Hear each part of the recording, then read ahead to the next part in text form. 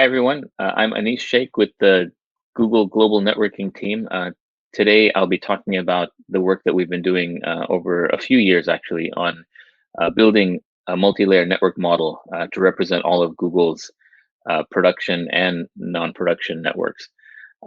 This talk is based on largely on a paper that we published recently in this year's NSDI conference. And there's a link in the slides. Urge you, if you're interested, to get some more details to go have a look at that paper. It has a lot more detail on some of the things I'll be talking about today.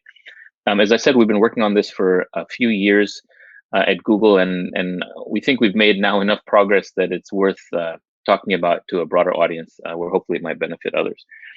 So we've organized the talk along sort of three main sections. I'll try to give some motivation for why we think we need a common structure for representing the network. And then some of the design choices that we made in building out the network model, including some of the surrounding infrastructure. And then I'll try to save some time to talk about some lessons and experiences that we went through, some of them painful, in doing this work that other people who are interested in also modeling networks may find useful. So just to help motivate the reason why we need a network model, we can start by looking at kind of the size and scale of the networks that we're working with. So this is an outside-in view of Google's network, our cloud network. It has a little over 130 POPs around the world, terrestrial and subsea cables around the world. So it's a large global network that we use to deliver all of Google's services and our cloud platform. And then if we kind of flip to the internal view of Google's production networks, this doesn't include, for example, our campus or office networks. We can sort of build it up this way. So we have our data center fabrics. These are big multi-stage CLO networks. We've talked about them in other forums. This is basically our Jupyter data center fabric. We have a WAN that interconnects all of our data centers. We call it B4. It's a software-defined network that we use to interconnect data centers. Then we have another WAN that connects basically all of our data centers and regions out to our edge. So this is our user-facing WAN. We call it B2. As part of B2's edge, we have peering metros where we've implemented another SDN architecture called Espresso that we've also talked about in other forums. And then, of course, we connect to the internet at these peering locations, and this is how we get to users and enterprise. So you can see there's a number of different networks here, and this doesn't even include all of the networks that we run, but these are the major production networks. And so we, of course, are interested in driving automation and virtualization. So we also kind of include in that our virtual network. So our cloud runs the Andromeda virtualization stack, which we've also talked about separately. This is a layer on top of our infrastructure that implements things like virtual private clouds as part of the Google Cloud Platform. So as I mentioned, automation is sort of a key requirement for all networks. I think we've talked about it in Nanog over several years, and lots of important reasons for automation and motivations. Obviously, one around scale, being able to grow the network without necessarily proportionally growing our engineering staff. Automation is an enabler of that. Being able to deploy and stamp out designs and configurations in a consistent way to avoid introducing snowflakes into the network is another key motivation for automation. And then, of course, well-programmed automation makes fewer mistakes typically than human engineers do. So the correctness of repeated actions and so on can be improved through automation. And we often think of automation as being targeted at things like device turnups or link turnups, configuration updates, using automation to set up monitoring or probing, using automation to help us collect data to troubleshoot the network when things go wrong. But as you get to sort of larger scale, you see that we need automation in a bunch of different aspects of managing the network, including things like early stages of a network design in terms of forecasting and capacity planning, turning those plans into, maybe an abstract design and then a more detailed network design, figuring out what is the set of physical infrastructure that we need to order and deploy. We use automation also for informing the work that human engineers are doing, for example, on the data center floor when cabling a new data center fabric, by providing them the information that they need in an automated way. And then, of course, things that we mentioned before around configuration and monitoring and troubleshooting diagnosis. So automation is key, but to do automation well and safely, we need precise and accurate data about the networks in question. So, for example, we need precise data about connectivity plans at the abstract layer. So, for example, you could imagine, a model that captures information that is sort of the 12-month connectivity plan for capacity between various metros in the WAN. A separate connectivity plan that reflects the existing network that's sort of fully concretized in terms of devices, line cards, links, configuration, all of that. And then you get into further details that are represented in the model that enable automation around things like device and software controller configuration, access control policies, routing policies, all the way down to IP address allocation and assignment that's captured in the model. So we need automation basically we need data rather to kind of drive automation across all of these different stages of the network design and deployment. So that brings us to kind of the design of our network model. So we call it Multi-Abstraction-Layer Topology, or MALT. We have a separate name internally. This is the one we're using externally. This is Google's internal sort of standard network representation for almost all of our networks at this point. So it's taken us some years to get to adoption across all of these different network environments, but now it's sort of part and parcel of all of the networks that we run, or nearly all of the networks that we run. So it includes both, I would say, network topology, connection of nodes and links in the network, as well as what I'm more generally referring to as structure, which is kind of more abstract information about the network, including things like configuration and in some cases operational state of the network as well, are all included in our network representation. Sort of the main function that it serves is interoperability between all of the different automation and software systems that we have. So having this common standard lets us build software that basically works against that standard, and then any producers and consumers can use the same format to exchange data. And I'll say a bit more about that in the next slide. It supports multiple layers of abstraction. So the model contains things like, buildings and racks and even conduits, all the way up to, virtual abstract links and virtual networking layers. So it sort of spans all layers in between as well. We've had to figure out how to make it extensible and evolvable. This is something I'll talk a little bit more about later. As new use cases arrive, and they come all the time, as far as use of the model, being able to extend the schema of the model and evolve its ability to represent various concepts and structure is key. We've used it to implement network management systems that employ things like declarative network configuration. I'll give an example of that. To be able to really make good use of it and to drive wide adoption, we've had to build a fairly extensive software ecosystem to support it. So it's not enough to just define the model and the schema. There has to be a rich set of software around it to make it usable and useful. Okay, so a little bit more about why we need a standard representation. So before we had MALT, it's not that we didn't have models before, it's just that they were very bespoke to certain interactions between producers and consumers. So there was sort of bilateral agreements between a producer and a consumer as to how data would be defined and exchanged. And a lot of the information about the structure of the network was hidden in code.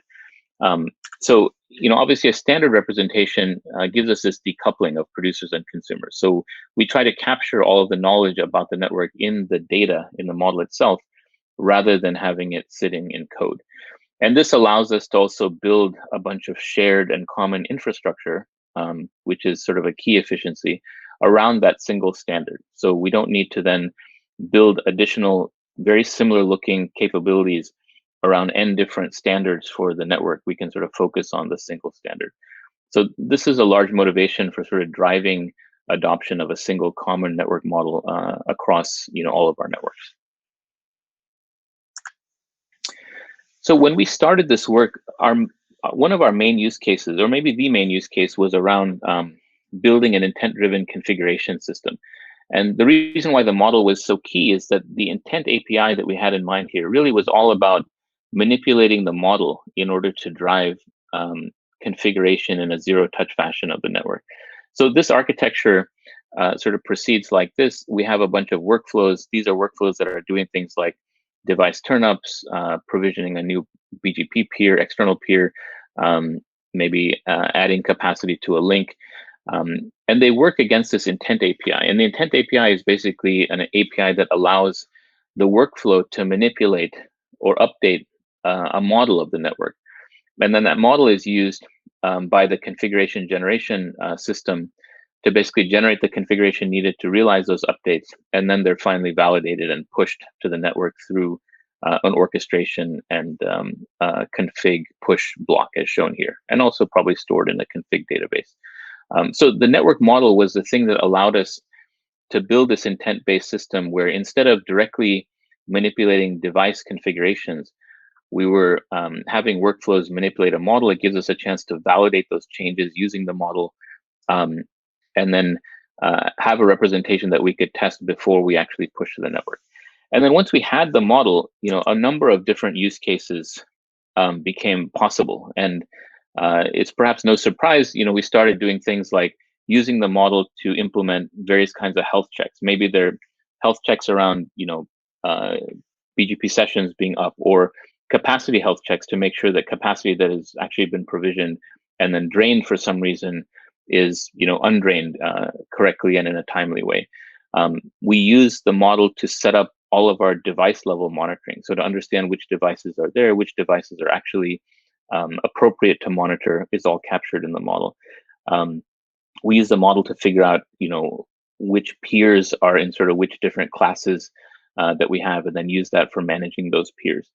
And then we've introduced, of course, additional stages of the life cycle to the model. So we started out with this model being primarily about the current state of the network. Think of it as sort of the as-built network, if you will.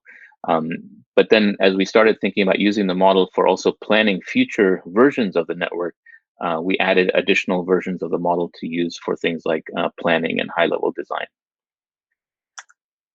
So some basics of the MALT design. We use this notion of an entity relationship model. So, this shouldn't be confused with a relational database.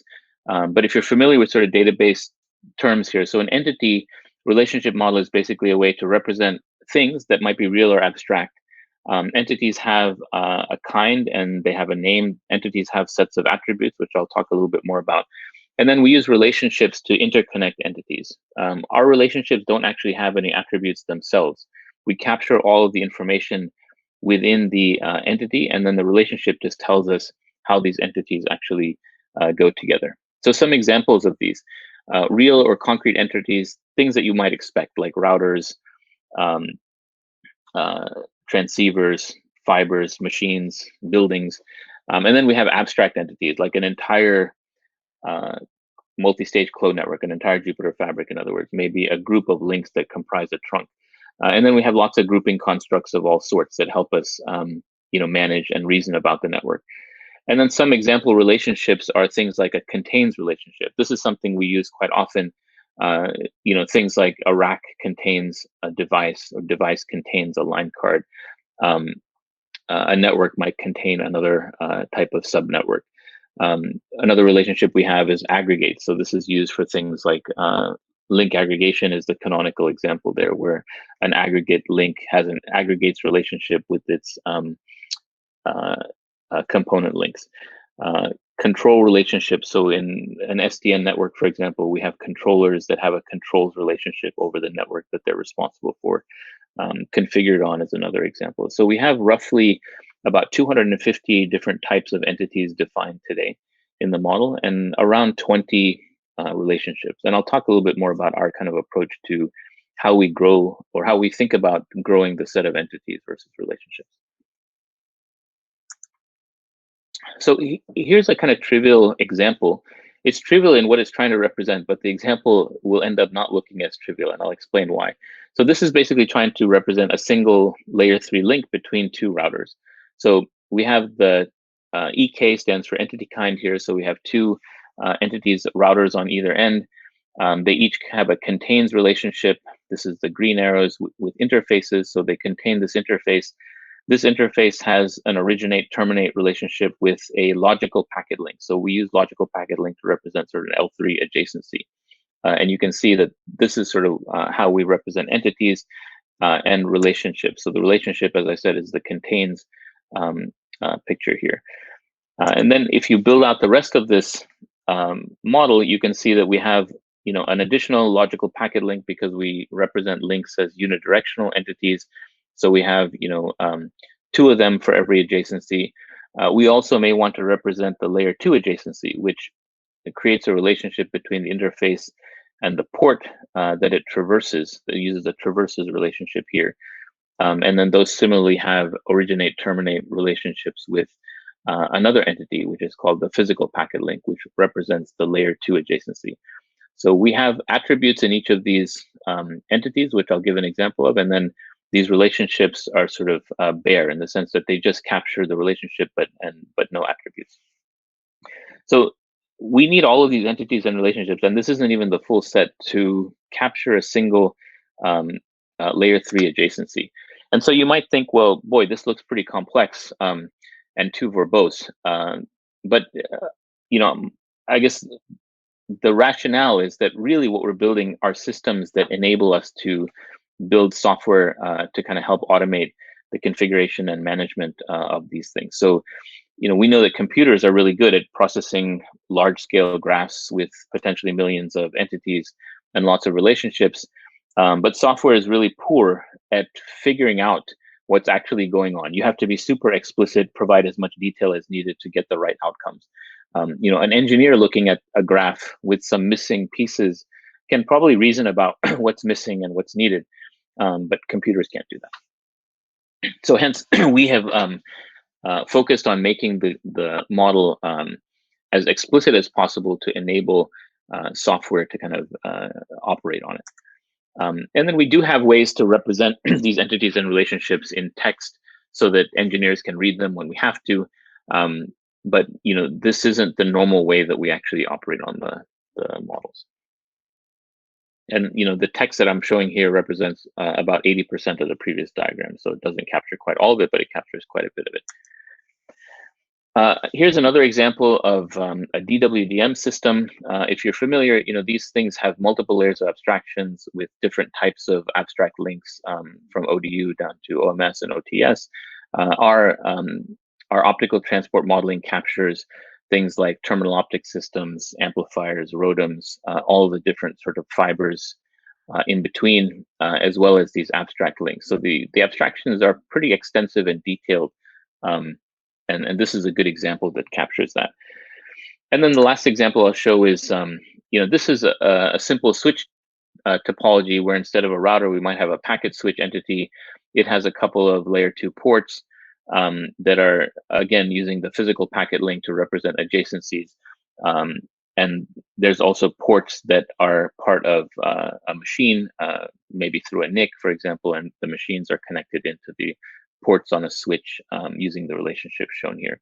So this is not that dissimilar from the L3 example. It's just another example at the switching layer, including things like machines and server ports.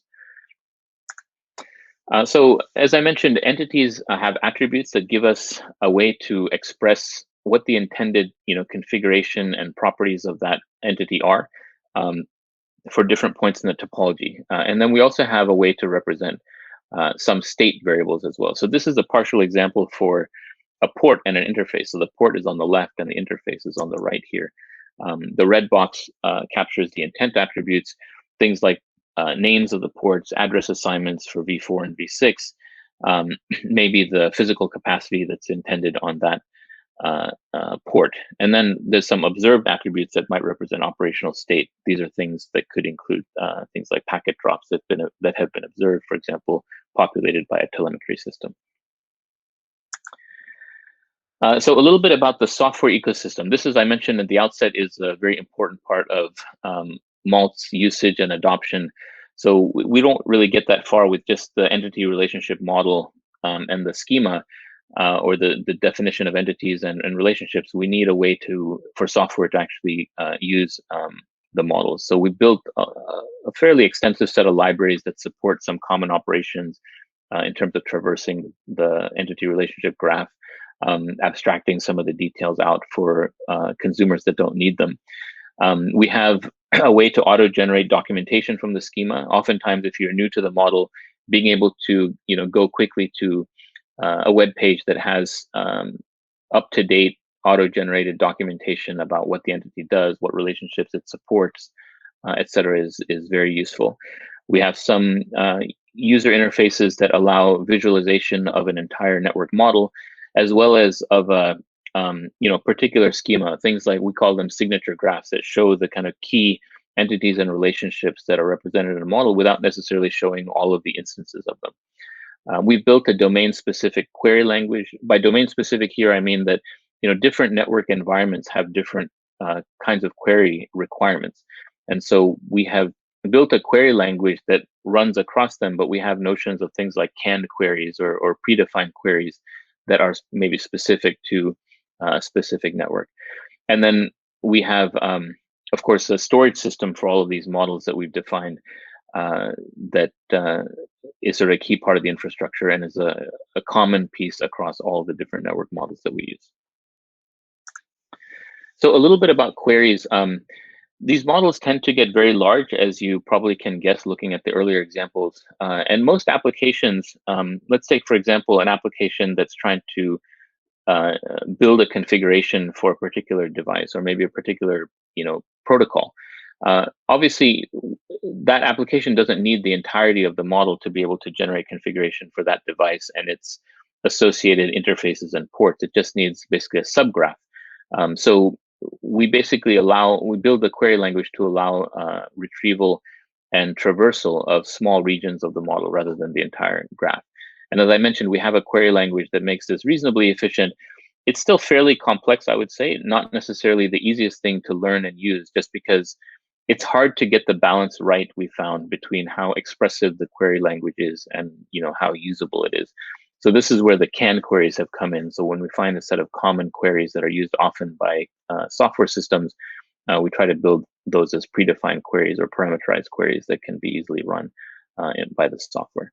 And the canned queries also are more durable. So even if we change the schema underneath or move information in the model, the canned query can sort of stay unchanged. And so the software, of course, stays unchanged while it still works with the model. Of course, we have to change the implementation of the canned query to handle the schema change. You may be wondering why we didn't just use SQL for these queries. One of the reasons is that we do have a SQL database underneath. So the storage system is designed on Spanner, which I'll say more about, which is a global geo-distributed SQL engine. But we decouple the MALT schema from the underlying SQL schema. And this allows us to also have clients only worry about the MALT schema and not have to worry about changes to the SQL schema in case we make modifications to improve, for example, efficiency of how things are stored, which we have done. So a quick thing about storage, as I said, we call this MALT shop in the paper. MALT shop is a single service, so we don't build multiple storage systems. We've built a single storage service for storing all of the MALT models that we have across all of our networks. So it's one high availability service. It promotes sort of the sharing of models between systems. In other words, it acts as sort of a central clearinghouse of all the models that we've defined. and it ensures that we have one place to go and find models that you may need. So MALT Shop has support for many, we call them shards in the paper. You can think of them as essentially just models. So for example, we have a model of B4, we have a model of B2, we have some models that are joint across some of these things to enable systems that need to reason about network structure that crosses some of the network boundaries that we have. The models have their own access control associated with them, and they also have immutable versioning semantics. So in other words, when you make a change to a model, it creates a new version of the model using a copy on write mechanism. So it's sort of space efficient, but it gives you an easy way to sort of track changes using versions as they're generated. As I said, efficient support for incremental updates. We use Spanner underneath the covers to get a scale and geographic consistency. So we solve some of these hard problems in terms of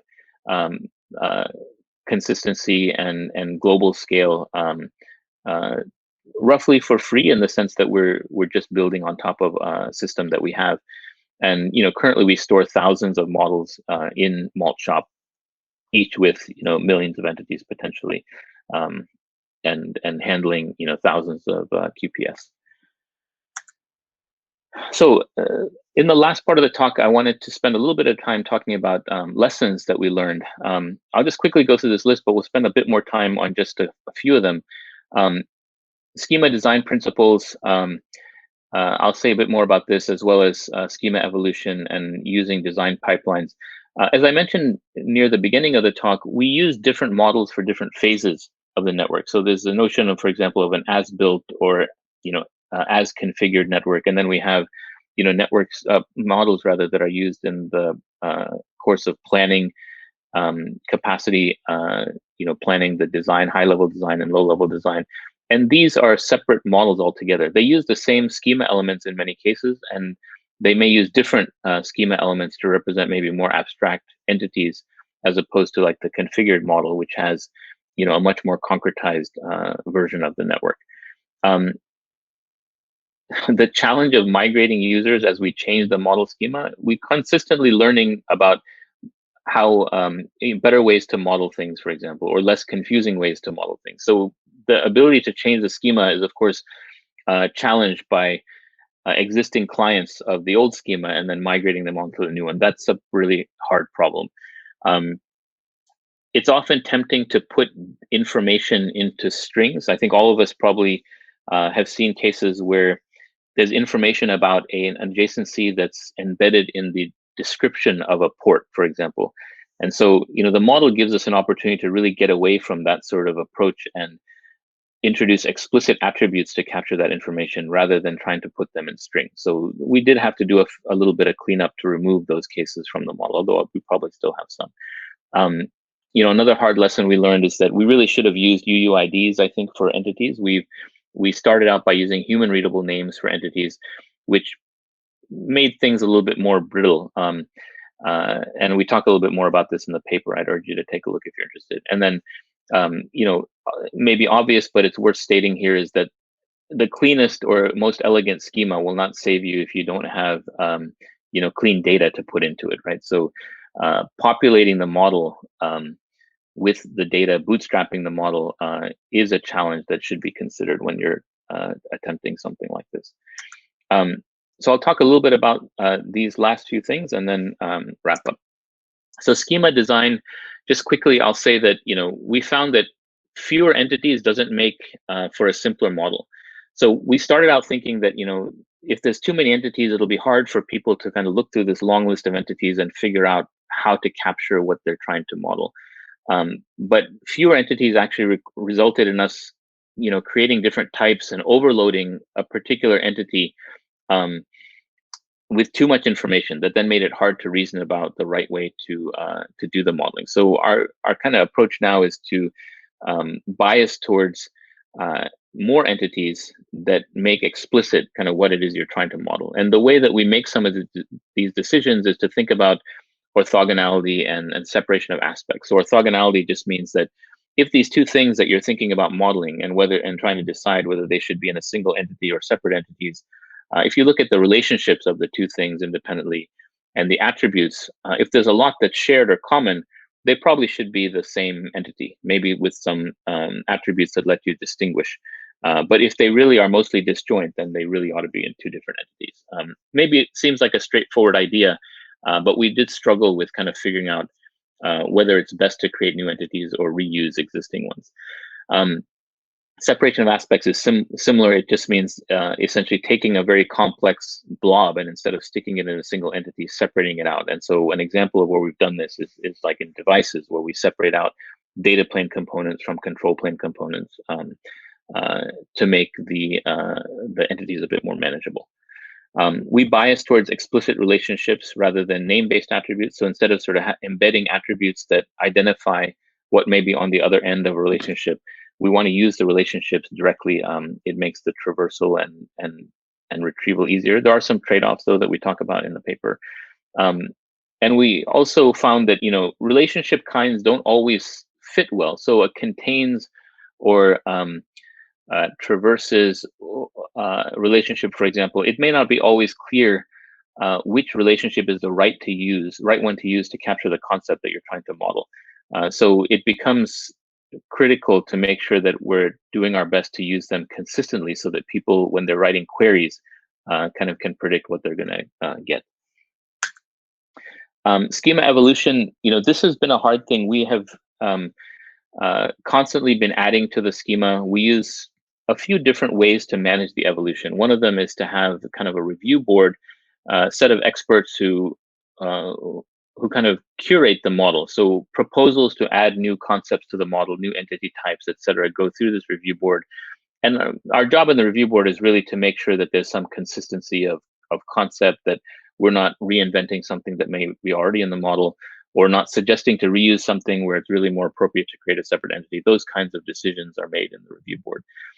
We've introduced this notion of profiles to help define a constrained definition of a model to make it easier for producers and consumers to evolve. So as you, for example, let's say we take the cluster fabric or the data center fabric network, and we've defined a sequence of profiles that have evolved the model, but clients can write their software against a certain profile version, and producers can make sure that when they produce a version of the model, they're producing it according to a profile so that clients can have some predictability in what to expect in the model. And the profile defines things like what entities, what relationships are valid, what attributes should be present, etc.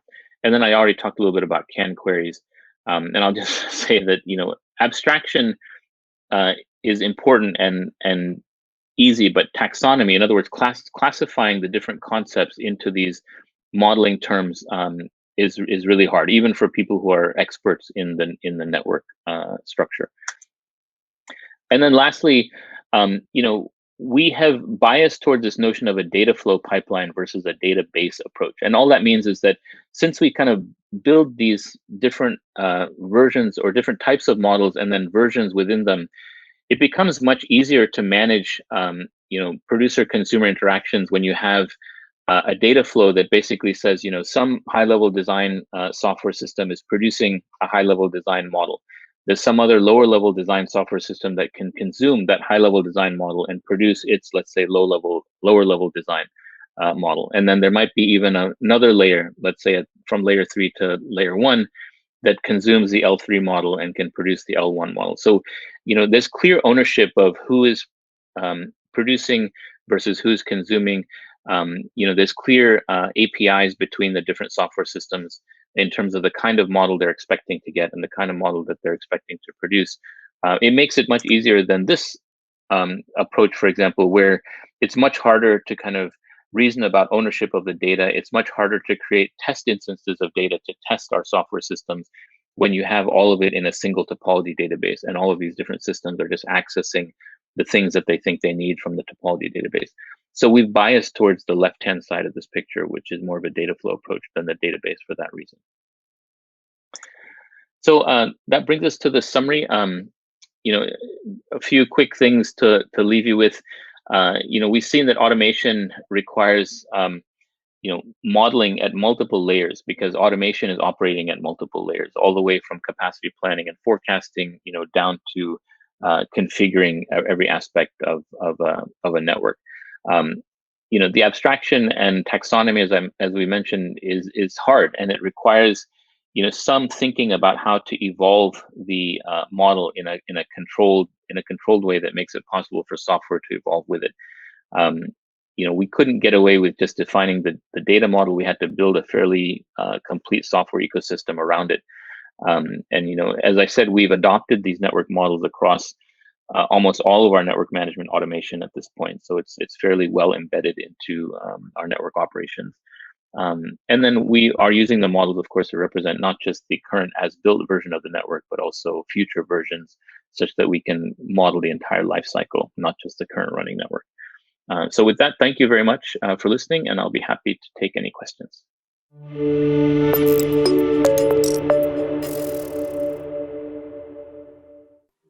So that was fabulous, Anis. Thank you so much for providing us that information. We know that automation is one of the most requested topics on the Nanog surveys that we give, and having the overview of how you guys are, and one way that you guys are approaching this is really valuable to Nanog as a community. So we definitely had a couple of questions that came in. The first one was from Ernest. He said, thank you for the presentation. I wanted to ask you the tool you use for network capacity forecast.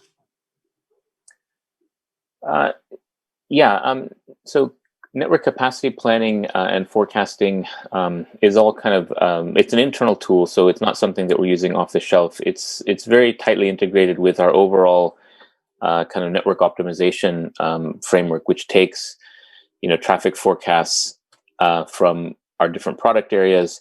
It takes information about the physical infrastructure and the network structure, which comes from the MALT models.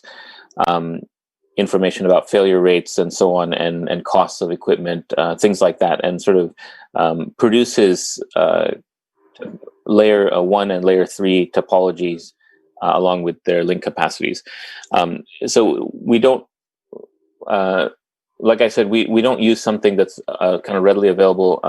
We've spent actually quite a bit of time iterating through our capacity planning and optimization pipeline.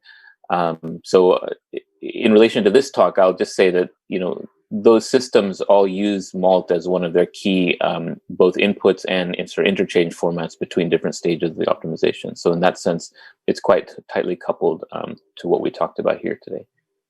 I'm sorry, I can't say too much about it just because it's an internal system. I'm not sure how useful it would be to get into too much detail there. That makes sense. Thank you for that answer, though, what you could provide. So Gordon asked, hey, Anis, do you recommend that a system similar to MALT could be implemented in a network ecosystem like Google's, meaning not every single bit of the network stack is deployed and maintained by the same org? Yeah, that's an interesting question. I mean, I think that Google is big enough with enough different teams working on different parts of the network that it often feels like it's different organizations working on different parts of the network. And in fact, this is one of the key reasons why we came up with a common schema like MALT in the first place, to enable a common language for talking about the network structure and its attributes. So it's proven extremely valuable to have a common interchange format that lets what are essentially different organizations exchange information. So if you were now extending that to, let's say, beyond a single company, then we can say that same thing applies, right? If we've in fact contemplated how we might expose parts of MALT, or maybe a modified version of MALT, to, let's say, external customers, where they could describe things like virtual topologies using that and have it consumed by some of our provisioning systems, for example. And so there's some benefit to having, this common interchange. So I think it does apply to organizations that aren't like Google. In fact, we use it across different teams that are building different parts of the network, especially where the seams of the network are, where things come together and you need a common way of expressing what's on either side of that seam. Okay, thank you. So Tony asked, how do you think or handle temporal issues? For instance, labeling things as future versus present, or even past, and state intent that's temporary. So for example, a link that's been costed off intentionally during a maintenance, which means it's in the correct intent, but short term. Yeah, great question. We've basically evolved the model. As I mentioned in the talk, we do use models for different stages of design and deployment. So one simple example is, we use entirely different models, for example, to represent the network at 3 months out, 6 months out, 12 months out, and then a different version of the model, or even a different schema to a large extent, that represents the as-built model, or the currently configured model network rather.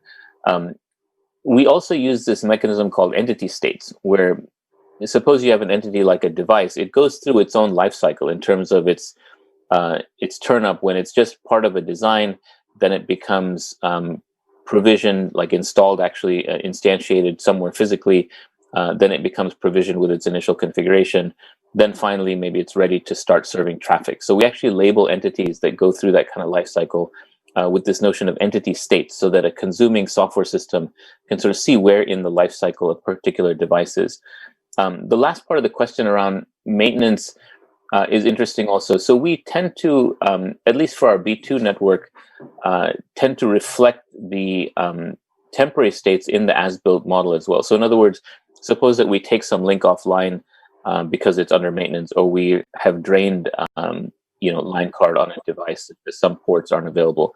They'll be marked as such in the model, so that any system that's going to, let's say, run a workflow where it depends on that link being available, or the device's current status, can use the model to see what the current state is. So we do capture some of that in the as-built model in those cases. So I would say we have a few different mechanisms for handling temporal concerns. One is just different versions and even schemas of the model that represent the network at different points in its overall life cycle. And then we have entities themselves, like devices, links, etc., that have their own entity state that tracks its life cycle over time. And then we, do represent some forms of operational state, like whether a particular entity is drained, for example, in the as-built model itself. Hopefully Gotcha. That makes sense. Thank you. So Paul asked, he said, great talk, Anis. He asked, can you share the size of the teams working on MALT, the pieces you focused on first, and how long it took from the initial concept to having a MVP of the most valuable player of the ecosystem? Yeah, so getting to an MVP, probably, I guess when I joined Google it was beginning of 2014, and MALT was already kind of conceptualized by that point. But the focus was a little bit different. So as I mentioned, our initial use case was around configuration management. And so we started really building out the schema to support an intent-based configuration scheme around that time. And it took us, I would say, probably 8 months or a year, 8 to 12 months to get to a point where we had something that could actually be used by these consuming systems. So it took quite a bit of time and incrementally building it over time. So, for example, having a complete model that allows you to represent the entirety of configuration in a network as complex as B2, our user-facing backbone, did take us some time. The size of the team has grown also considerably. So I would say that we still have a relatively small team managing kind of the core schema itself. I happen to sit on the review board I mentioned, and there's half a dozen of us representatives from different parts of the organization, that work on different network environments that are representing kind of the perspectives of each different consumer, so that as the schema evolves, we can still rationalize about them. The development team is sort of split into different sections. So we have a development team that's devoted to primarily use cases, tools. A lot of the development work is around the libraries, the query support, all the software systems that go with the schema itself, not necessarily with MALT, the core of MALT. And those teams, I would say, are on the order of, probably 15 to 30 people, for our data center fabrics with the very complex models, and maybe a little bit less than that in other parts of the network. But the core team that maintains the schema and the core schema tools, the visualization, the storage system, etc., I would say it's probably on the order of or 10 people, roughly, maybe less than that. Gotcha. Thank you. So Tom asked if you could post a link for the paper you mentioned that goes deeper into the topic. And I'm not, maybe you already did that actually in the chat room. Yeah, happy to. I will add that. I was kind of hoping the slides would be available at the time of the talk. So I did put a link to the paper on the front page of the slides also, just FYI. So when those become available, you can get them there as well. Great, thank you. I will add a link. Okay, so Chris asked, what modeling language did you use, and is it published? The modeling language is sort of, we basically represent the schema as protobufs internally. So we don't use a separate modeling. We didn't define a new domain-specific language just for the model. We basically defined the schema as a set of protobufs, and that allowed us to use a lot of our tools, and especially tools across different languages, to work with the models. We get asked a lot about open sourcing the models and the tools. At this point, I think the ideas around MALT are probably quite valuable for the external community. The problem is that the specific implementation and even the schema that we have is so tightly coupled to Google's network infrastructure and our network structure that it becomes hard to disentangle, kind of the core schema elements from some of the specifics that we have in our environment. So I think it's a significant amount of effort, but one that we are interested in, and we're still trying to figure out how best we can make some of this available externally. But right now, I unfortunately don't have a lot more to say about plans to make it available open source. Okay, thanks. So Ed asked, where did the inspiration come from to attempt this? Yeah, interestingly, this grew out of an effort in the network architecture team just before I had joined. I think the idea was that we had all these systems that were trying to operate on the network, especially the physical entities of the network. So the MALT started out as a schema that was really representing kind of physical things like buildings and cables and conduits and stuff like that. And we sort of evolved it over time, thinking about other use cases into really more a topology model. We need a way to represent topology. We had N of them at the time, and we needed a single one. Once we started representing topology, in other words, interconnections, it quickly became apparent that people want to represent not just the topology, like connectivity of different entities and devices and links, but also attributes about them, how they're configured, then how they're designed and planned.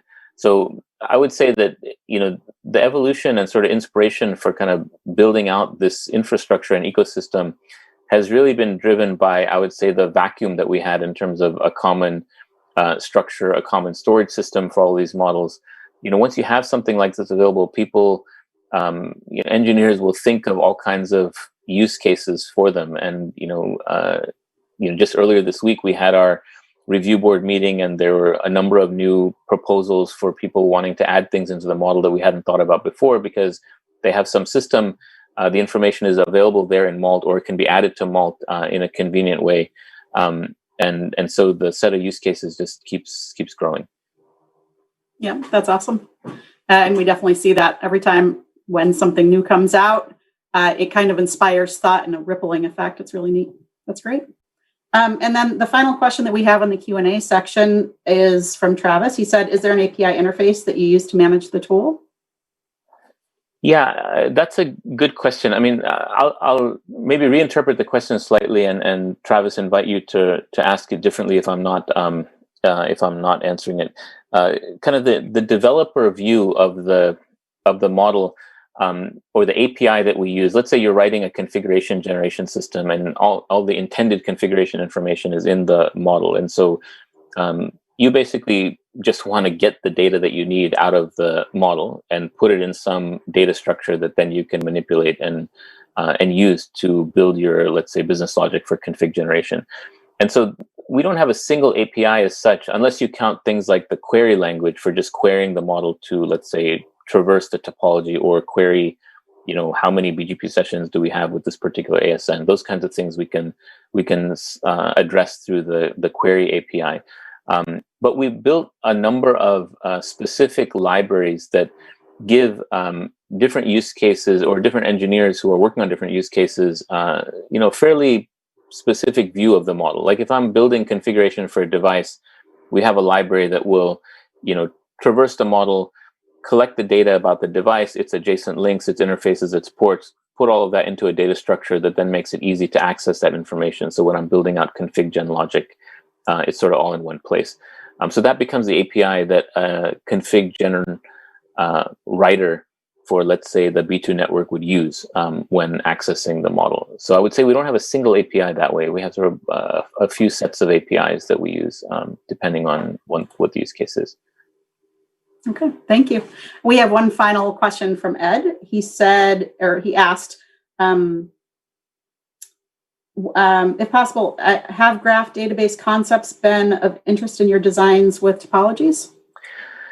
Yeah, I think at the time when we started, graph databases, if you think about, open source graph databases like, let's say, Neo4j or technologies like that, they didn't quite have the support we needed, in particular around kind of versioning models. Like, we're trying to track lifecycle by just creating new versions of models and making them available to different producer and consumers. And it wasn't really,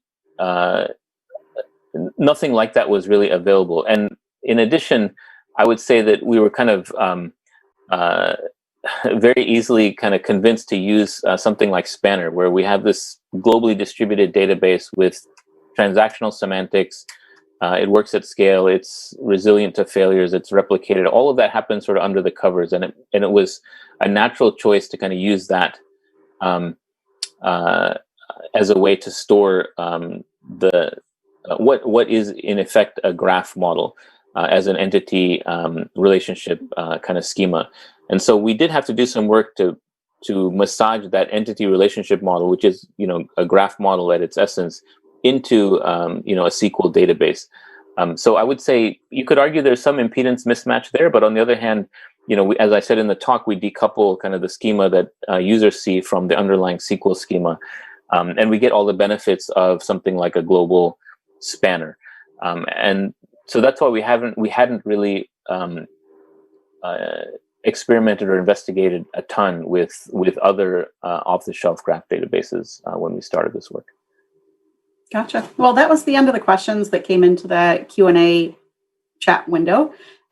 Before we kind of wrap up, did you have anything else that you wanted to add, Anis? No, I think I'll just echo what Liz said at the outset of the Q&A period. This is sort of one perspective on doing this. I think there's lots of different approaches, and whenever we talk about standardizing a way to represent topology models, most network operators, certainly the larger ones, have their own kind of approach and scheme for this. So, it becomes hard then to think about what a single standard, let's say, across the industry might look like. But I think it is something of interest to talk about. But, again, this is sort of our experience and some of the problems that we had to solve as we see this sort of rapidly growing set of use cases around modeling. And, I just want to also thank everyone for the interest in the talk and the topic. And thanks very much for all the questions. All right. Thanks, Anis.